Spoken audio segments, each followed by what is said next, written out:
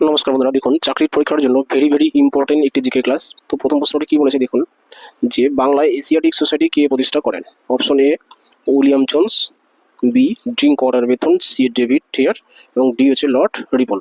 তোমরা রাখবেন Asiatic Society sir William Jones প্রতিষ্ঠা করেন, অর্থাৎ অপশন এ হচ্ছে উত্তর। ঠিক আছে, এরপরে 2 নম্বর কোশ্চেন, ব্রাহ্ম সভার প্রথম সচিব কে ছিলেন? তো এখানে 4টি অপশন আছে, এর মধ্যে অপশন বি তারাচাঁদ চক্রবর্তী, এটা হচ্ছে উত্তর। ঠিক আছে, এরপরে 3 নম্বর কোশ্চেন, ভারত সভার প্রতিষ্ঠাতা কে? তো ভারত সভার প্রতিষ্ঠাতা বন্ধুরা এখানে 4টি অপশনের মধ্যে অপশন ডি হচ্ছে উত্তর, এস.এন. ব্যানার্জি, অর্থাৎ সুরেন্দ্রনাথ ব্যানার্জি হচ্ছে ভারত সভার প্রতিষ্ঠাতা। এরপরে 4 নম্বর কোশ্চেন, আমেরিকাতে গদর পার্টি কে প্রতিষ্ঠা করেন? তো এখানে 4টি অপশন আছে, তার মধ্যে অপশন বি হচ্ছে উত্তর, লালা হরদয়াল। ইনি আমেরিকাতে গদর পার্টি প্রতিষ্ঠা করেন সান ফ্রান্সিসকো শহরে। ঠিক আছে, আচ্ছা এরপরে 5 নম্বর কোশ্চেন, এম এন রায়ের নির্বাসনকালীন কমিউনিস্ট পত্রিকা কোনটি?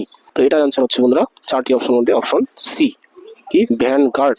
এটা হচ্ছে ভ্যানগার্ড হচ্ছে এম এন রায়ের নির্বাসনকালীন কমিউনিস্ট পত্রিকা। ঠিক আছে, এরপরে 6 নম্বর কোশ্চেন, ভারতের প্রথম শ্রমজীবী সমিতি কোনটিকে বলা হয়? তো এখানে 4টি অপশন আছে, তার মধ্যে অপশন ডি হচ্ছে উত্তর, অর্থাৎ কলকাতা ছাপাখানা সমিতি। একে বলা হয় কি প্রথম শ্রমজীবী সমিতি হলো। এরপরে 7 নম্বর কোশ্চেন, কি একাডেমিক অ্যাসোসিয়েশন কে প্রতিষ্ঠা করেন? এটা বিশাল ইম্পর্টেন্ট একটা কোশ্চেন। তো এর অ্যান্সার হচ্ছে option C, Henry Louis Vivian Derozio বা হিন্দু কলেজের তরুণ অধ্যক্ষ ডিরোজিও। ইনি কি একাডেমিক অ্যাসোসিয়েশন প্রতিষ্ঠা করেছেন এবং কি নব্য ব্যঙ্গ আন্দোলনের তিনি জনক ছিলেন। ঠিক আছে, এরপরে 8 নম্বর কোশ্চেন, কি ইন্ডিয়ান অ্যাসোসিয়েশন কে স্থাপন করেন? তো ইন্ডিয়ান অ্যাসোসিয়েশন স্থাপন করেন অপশন এ সুরেন্দ্রনাথ বন্দ্যোপাধ্যায়। ঠিক আছে, ইন্ডিয়ান অ্যাসোসিয়েশন প্রতিষ্ঠা করেন সুরেন্দ্রনাথ বন্দ্যোপাধ্যায়, অপশন এ হচ্ছে উত্তর। ঠিক আছে, এরপরে 9 নম্বর কোশ্চেন, যে যুগান্তর পত্রিকার প্রথম সম্পাদক কে ছিলেন?